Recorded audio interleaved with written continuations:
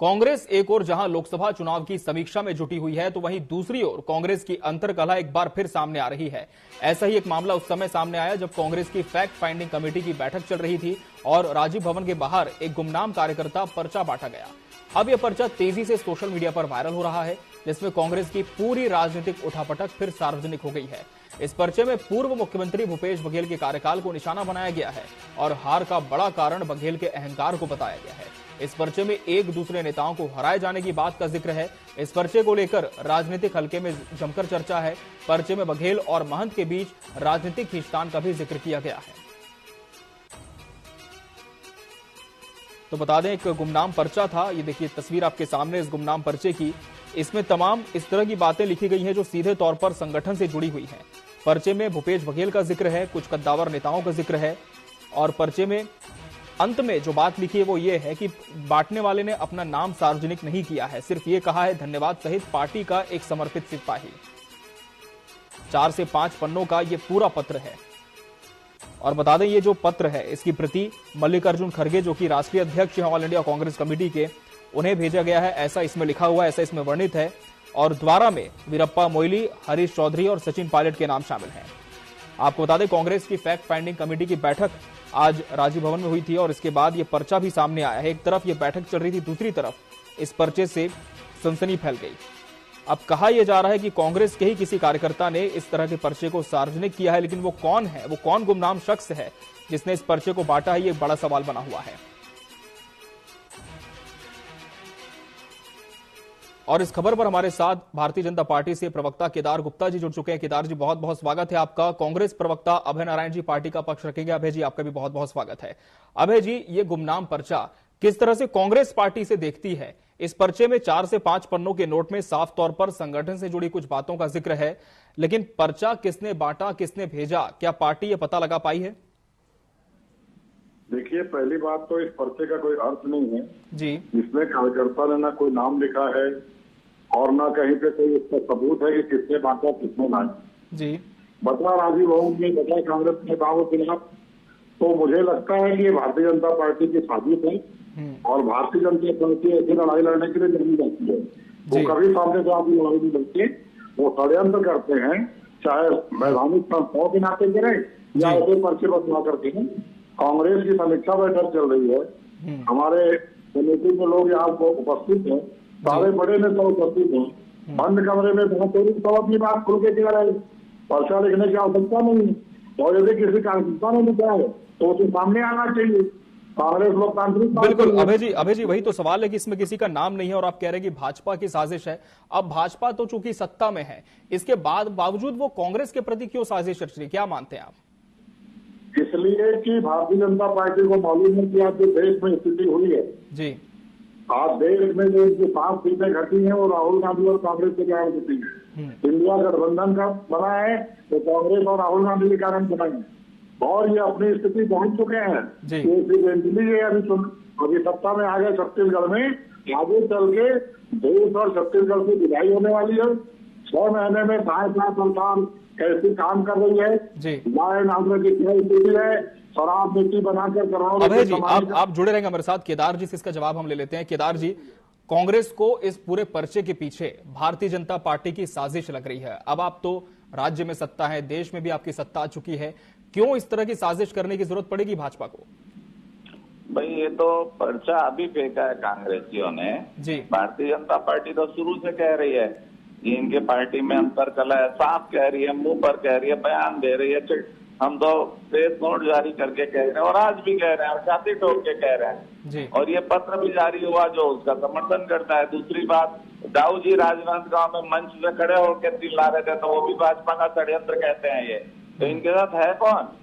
इनके साथ तो कोई नहीं है। अपने कार्यकर्ताओं को ही भाजपा का कार्यकर्ता कहते हैं और कहते हैं वो षड्यंत्र कर रहा है। तो निश्चित रूप से जो चीजें हैं वो सामने आ चुकी है और कांग्रेस पार्टी का कार्यकर्ता आप मुखर होकर बोलने लगा है। भारतीय जनता पार्टी ये बात कहती थी और खाली सवाल व्यवहार का नहीं, अरे लूट खसोट क्या आतंक मचा दिया था। भ्रष्टाचार का ये आलम है कि शराब से लेके गोबर तक कोई चीज को नहीं छोड़ा पैसा खाने में। सारी चीजों में भ्रष्टाचार करके छत्तीसगढ़ को कर्जे में डुबो दिया इन लोगों ने और आज कहते हैं भाजपा का षड्यंत्र है। अरे भाई, आपका कार्यकर्ता मंच से चिल्ला रहा था, भूल गए क्या अभय नारायण जी, राजनांदगांव में अब बोल रहा था, तो वो भी क्या भाजपा का षड्यंत्र दिखता है आपको जी? अरे जब तक के आप चीजों को स्वीकार नहीं करेंगे, जो चीजें सामने आ रही है, तो आपकी पार्टी कैसे सुधरेगी? गर्त में जा रही है और गर्त में चले जाएगी। मैं तो बधाई देता हूँ, ऐसे ही बात करो, अच्छा रहेगा। अभय जी जवाब दीजिए, कांग्रेस के कार्यकर्ता ही नाराज है, इस वजह से पर्चा सामने कह रही है भाजपा जी। ये कार्यकर्ता लोकतंत्र है, कांग्रेस पार्टी में अपनी बात कहते हैं। अब ये केदार जी स्वीकार कर रहे हैं ना कि राजनांदगांव में राहुल ने भूपेश बघेल जी के सामने अपनी बात कही जी, तो आज भी उस कार्यकर्ता को अपने सामने आके बात कहनी थी। चिट्ठी लिख के भेजने की और नाम छुपाने की आवश्यकता इसलिए पड़ रही है कि भारतीय जनता पार्टी के 6 महीने का कार्यकाल लॉ एंड ऑर्डर में फेल है, अपराध के मामले में फेल है, नक्सल नीति के मामले में फेल है, किसानों के मामले में फेल है। तो सरकार ध्यान हटाने के लिए षड्यंत्र करके भारतीय जनता पार्टी के लोग इस तरह के पर्चे ला दो, मीडिया उस पर चर्चा करे, सवाल उस पर चलता रहे, बात इतनी होती रहे, और 6 महीने की हिंदी बोल करने वाली सरकार, 6 महीने की महंगाई बढ़ाने वाली सरकार, खाद और बीज की उपलब्धता नहीं हो रही, किसानों को उसके सरकार। केदार जी, मुख्य मुद्दों से भटकाव हो जाए, इस वजह से कांग्रेस की अंदरूनी कला को उजागर किया जाए, ये भाजपा की साजिश है, कांग्रेस अब भी इस पर अड़ी है। नहीं ठीक है, वो ऐसे ही कहते रहे, बहुत अच्छी बात है जी। खाद और बीज की बात को देखो तो किसान की मृत्यु हो गई थी खाद और बीज की लाइन में लगे लगे, खाद बीज का ही आलम था भूपेश बघेल सरकार में। और मैंने कहा भ्रष्टाचार का आलम और अपराध का आलम तो ये देखते रह जाए। अभी जनता इनको खदेड़ चुकी है बाहर सत्ता के, उसके बाद भी आंख नहीं खुली। अभी भी वो एक कहावत है, भाई मैं नहीं कह रहा हूँ, ये कहावत है, मैं ऐसी बातें कहता नहीं हूँ, पर कहावत है वो कह रहा हूँ। इस सावन के अंदर इनको हरा ही हरा दिख रहा है भाई, सत्ता में बैठे थे, इनको लगता है कि आज भी बैठे हैं। अरे भाई वास्तविकता को समझो, जनता समझ गई, आपके नेताओं ने लूटा है, आपके कार्यकर्ताओं से बहुत दुर्व्यवहार किया है। चलिए, तो कहीं ना कहीं बीजेपी यही कह रही है कि कांग्रेस की अंदरूनी कला इस पत्र से उजागर होती है, लेकिन कांग्रेस का कहना है कि इस पत्र के पीछे जो गुमनाम शख्स है ये भाजपा की साजिश है। फिलहाल देखना होगा कि इस पत्र पर सियासत प्रदेश में कहां तक गर्माती है।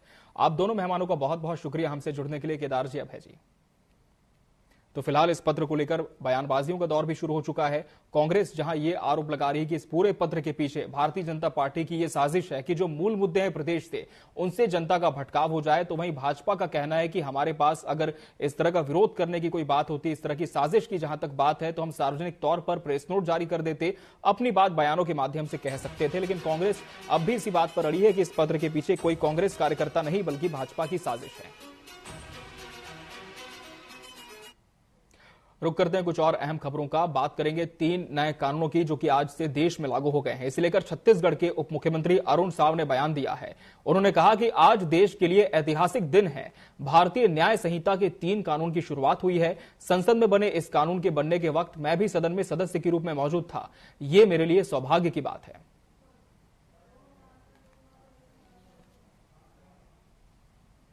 आजादी के इतने वर्षों बाद हमारी खुद की बनाई हुई आपराधिक कानून आज से लागू हो रहा है।